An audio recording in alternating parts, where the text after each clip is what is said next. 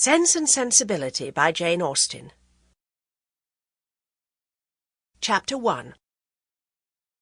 The family of Dashwood had been long settled in Sussex. Their estate was large, and their residence was at Norland Park in the centre of their property, where for many generations they had lived in so respectable a manner as to engage the general good opinion of their surrounding acquaintance.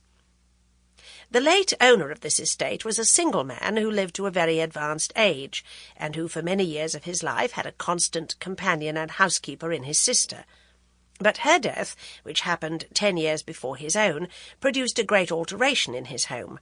For to supply her loss, he invited and received into his house the family of his nephew, Mr. Henry Dashwood, the legal inheritor of the Norland estate, and the person to whom he intended to bequeath it. In the society of his nephew and niece and their children, the old gentleman's days were comfortably spent. His attachment to them all increased.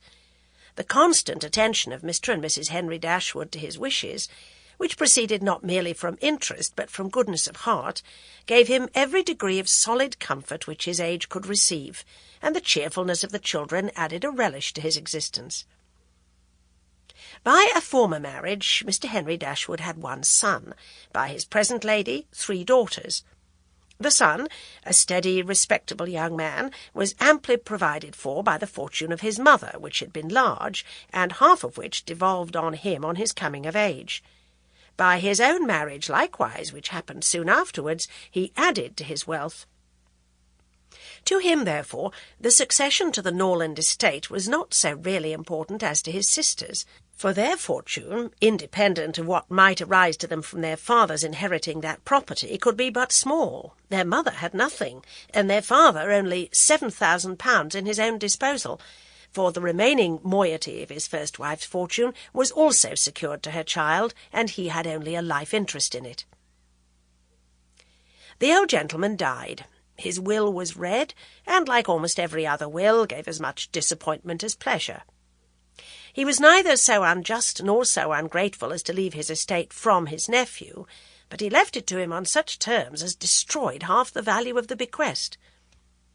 Mr. Dashwood had wished for it more for the sake of his wife and daughters than for himself or his son, but to his son and his son's son, a child of 4 years old, it was secured in such a way as to leave to himself no power of providing for those who were most dear to him, and who most needed a provision, by any charge on the estate or by any sale of its valuable woods.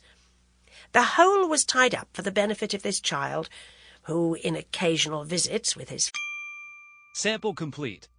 Ready to continue?